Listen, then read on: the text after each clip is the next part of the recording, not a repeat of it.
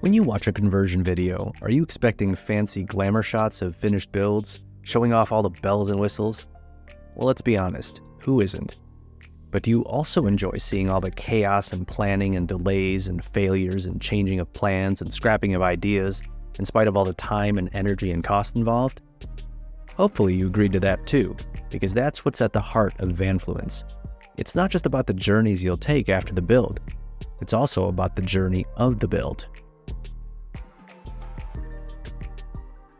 It's winter time now, and we have to contend with the weather when it comes to when we work on the bus. Luckily, if and when the snow doesn't stick, we can brave the cold to at least work inside the bus getting work done. I said before that I'd gladly stay busy inside the bus with a propane heater, but in this case, we had a little more than propane. Just as a sneak peek, we had the help of the EcoFlow 2 AC and heater combo. What happened to the roof unit idea? Did I somehow cave into the comments on the YouTube short where I discuss with Kobe why I wouldn't replace the emergency exit with a roof unit? The short answer is no, and I'll explain in detail in another episode. In the meantime, keep those comments coming. Back to the bus. There's still a few loose ends to take care of with the guts. Because transit buses like this one are heavily modified, Meow has to do quite a bit of detective work to figure out how and why a lot of connections exist.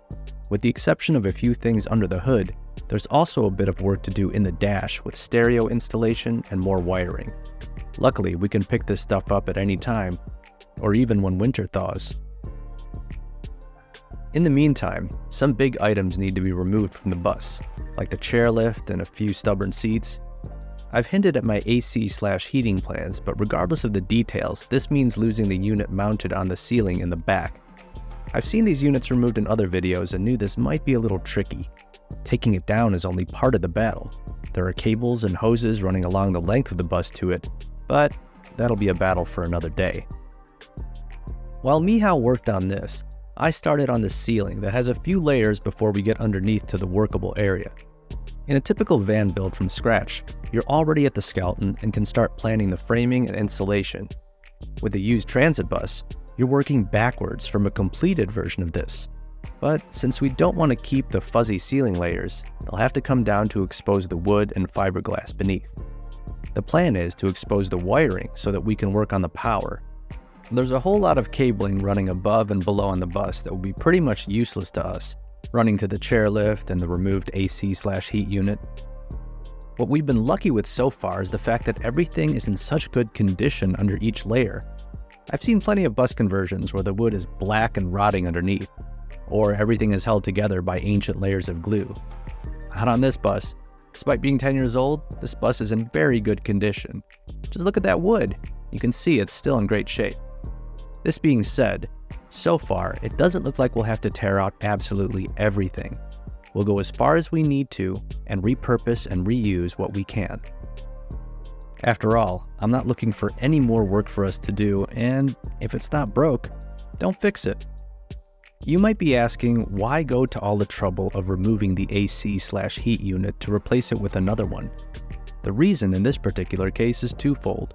First, because its functionality is not ideal for us. More on this when I cover the EcoFlow 2.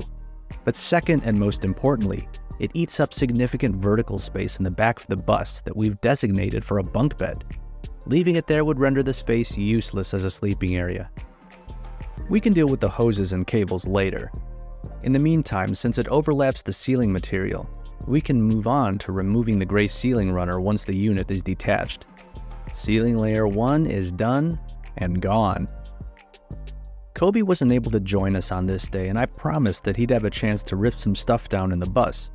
So, rather than work on the next ceiling layer, we decide to attack the front cab area. Above the driver's seat is a storage cabinet and the fuse panel. My plans are to house the Bluetti AC200 Max up there and have the area be the power center of the bus. Problem is, the fiberglass housing is not ideal for the setup. Rather than cutting up the shell, we'll just remove it altogether and build a new one, preferably one that matches the ceiling and wall paneling we plan to use. This is another area where I'm leaning on Mihao for his genius, not just in woodworking and carpentry, but in electricity and wiring. I've talked a lot about repurposing. On this note, we might be able to repurpose the fiberglass as window replacements. More on this in another episode. Another reason for removing it is to expose the wiring that for me would be important in rewiring the whole system. And for me, I also wanted to see if the Blue Eddy would fit up there. So the good news is the Blue Eddy does fit. But now we have the task of rewiring this entire vehicle. There's a whole lot of cabling that we will not need for our uses. This fuse panel is hooked up to all the different peripherals that the bus typically uses, such as the door and the chairlift that we won't use at all. So we'll not only have to take these devices out of here, but we'll have to take all the cabling that's running to them so that we can use that space for our own reasons. We're not going to be using the door. We're going to be replacing the dome light. The lift we won't have. The heat and fan will replace. The step heater will be removed. And the master, well, no use keeping this whole panel if we're only going to use it for one thing. So now we've got to finish removing the rest of the ceiling to expose more of these cables and wires, so we can trace them to the non-functioning and or removed components and basically rip it all out so that we can rebuild it. Again, it should be pointed out that in a typical build, not only is it usually not necessary to repair the vehicle, but you definitely don't need to remove huge components that are deeply wired inside. The first round of mess is ripping stuff down. The disposal of all the things we're taking out is something to consider, but ultimately part of the process similar to house flipping. As far as power goes, it's usually a blank slate where you're building the system and running wires to various locations. In this case, we not only have to uncover all the wiring, but we have to unbundle and sort massively tangled nests of wires to things that we may or may not still need. Once we sort them, we need to pull out and remove the wiring that won't be used. Does this sound like a fun winter project? Or something that you should just pay an electrician to tackle and call it a day?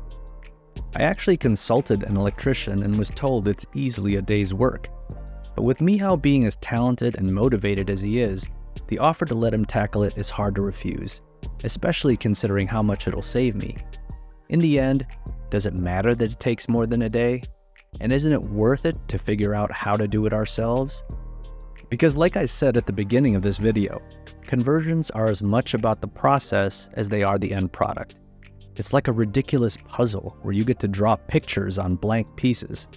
But it'll be worth it in the end, right? Let me know in the comments how you'd approach this. And to stay up to date, don't forget to like, subscribe, and turn on notifications to see what happens next.